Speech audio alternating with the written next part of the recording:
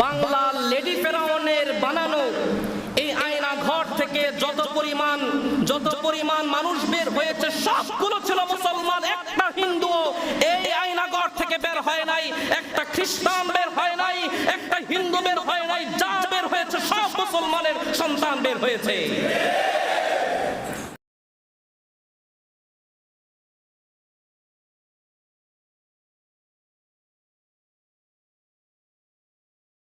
পাঁচই আগস্টে সরকার যখন পালালো দেশ থেকে, তারপর থেকে আমরা অবলোকন করেছি পত্র পত্রিকার মাঝে বিভিন্নভাবে আমাদেরকে মেসেজ দেওয়া হয়েছে এই দেশের সংখ্যালঘুদের উপর যেন কোনো ধরনের জুলুম করা না হয়, তাদের মন্দিরগুলোকে যেন পাহারা দিয়ে রাখা হয়, মন্দিরের উপর যেন কোনো ধরনের হামলা না হয়। এমন খবর দেখেছেন তো আপনারা? কি বলেন? খবর এসেছে তো এই ধরনের?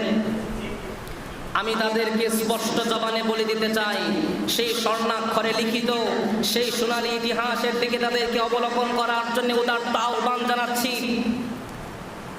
সেই দিল্লির সালতানাতের মাধ্যমে 1206 খ্রিস্টাব্দ থেকে 1206 সাল থেকে 5857 সাল পর্যন্ত, অর্থাৎ দীর্ঘ প্রায় 6 বছর ভারতবর্ষ শাসন করেছে মুসলিমরা। ঠিক না বেঠিক? আমি তাদেরকে বলতে চাই, ইতিহাসের পাতার দিকে অবলোকন করে দেখুন।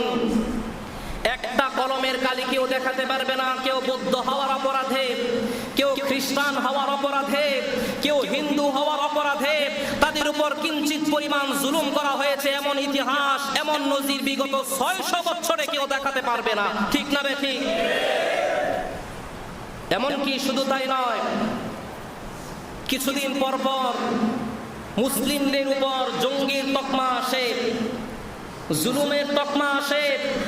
আমি তাদেরকে উদাত্ত আহ্বান জানাচ্ছি, আপনারা লক্ষ্য করে দেখুন, ইরাক, ইরান, চেচেনিয়া, বচনিয়া সহ ফিলিস্তিনের আমার মুসলমান ভাই বোনদেরকে, ছোট ছোট শিশুদেরকে পাখির মতো নির্বিচারে গুলি করা হচ্ছে। তাদেরকে আজ জুলুম করা হচ্ছে না, তাদেরকে আজ জালেম বলা হচ্ছে না। ঠিক না বেঠিক? চীনের ওই ঘরে 20 লক্ষ মুসলমানদেরকে তারা আটক করে নির্বিচারে তাদের উপর জুলুম করা হচ্ছে। তাদেরকে আজ জালেম বলা হচ্ছে না, তাদেরকে আজ জঙ্গি বলা হচ্ছে না। আমার পার্শ্ববর্তী দেশ ভারতের মাঝে আমাদের সেই শত শত বছরের ঐতিহ্য বাবরি মসজিদকে তারা ভেঙে চুরমার করে সেখানে হিন্দুত্ববাদের মন্দির তারা গড়ে তুলেছে সংখ্যালঘু হওয়ার অপরাধে। দিল্লির শাহিনবাগের মসজিদগুলো ভেঙে চুরমার করে সেখানে হিন্দুত্ববাদের পতাকা ঝুলিয়েছে। গুজরাটের শত শত মুসলমানদের বাড়ি ঘর পুড়িয়ে ছারখার করে দিয়েছে। গুজরাটের মুসলমানদের উপর নির্বিচারে তারা জুলুম করে যাচ্ছে। কোন মুসলমান তাদের উপর জুলুম করে নাই। ঠিক না বেঠিক? চিৎকার দিয়ে বলেন ঠিক না বেঠিক?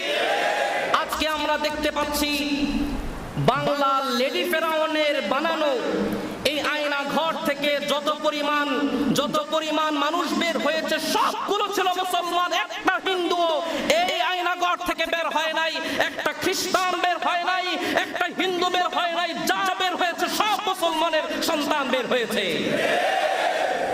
আমি তাদেরকে উদাত্ত আহ্বান জানাচ্ছি, আজ সংখ্যাগরিষ্ঠ তথা মুসলিম হওয়া সত্ত্বেও চিটাগাঙে আমার ভাই একটা ইসকনের ব্যাপারে একটা শুধু পোস্ট করার কারণে দোকান ভেঙে চুরমার করে দেওয়া হয়েছে। ঠিক না বেঠিক? চিটাগাঙে আমার মসজিদকে ভেঙে চুরমার করে দেওয়া হয়েছে, মসজিদের ভিতর আগুন লাগিয়ে দেওয়া হয়েছে। অথচ আমরা দেখেছি 5ই আগস্টের পর থেকে সারা ঢাকা শহর সহ সারা বাংলাদেশে আমার ছাত্র ভাইরা, আমার মাদ্রাসার ছাত্ররা সারা রাত মন্দির পাহারা দিয়ে ফজরের নামাজ রাস্তায় আদায় করে তারা যার যার ক্যাম্পাসে ফিরে গিয়েছে। ঠিক না বেঠিক? অথচ তাদেরকে বলে দিতে চাই, যেই ভাইয়ের উপর নির্বিচারে অত্যাচার করা হয়েছে, আমার সাইফুল ইসলাম আলিফ ভাইকে নির্বিচারে কুপিয়ে হত্যা করা হয়েছে, আমি তাদেরকে বলে দিতে চাই, আল্লাহ পাক ছাড় দিয়েছেন, ছেড়ে দিবেন না। সময় আসবে এমন যে আল্লাহ পাক রাশিয়াকে খান খান করে দিয়েছে, এই ভারতকে আল্লাহ পাক টুকরা টুকরা করে দিবে। শুধু তাই নয়, আজকে আপনারা দেখতে পাবেন জয়া আহসানের আইডি থেকে কোনো ধরনের পোস্ট আজকে এমন আসবে না যে তারা বলবে হ্যাঁ এই দেশ তো আমার নয়, এমন পোস্ট আজ তারা করবে না। কথিত বুদ্ধিজীবীরা আজ তারা এমন পোস্ট করবে না, এমন জবান তারা, এমন বুলি তারা মুখ থেকে আওড়াবে না, বলবে না যে হ্যাঁ আমার দেশ কি হয়ে গেল, এই সন্ত্রাসবাদের দেশ আমরা চাই না, এই মারামারি দাঙ্গা হাঙ্গা চাই না, যেই ভাইকে হত্যা করা হয়েছে তার নির্বিচারে আমরা তার উপযুক্ত শাস্তি চাই, এমন কথা কথিত বুদ্ধিজীবীর মুখ থেকে আজকে আপনারা শুনতে পাবেন না।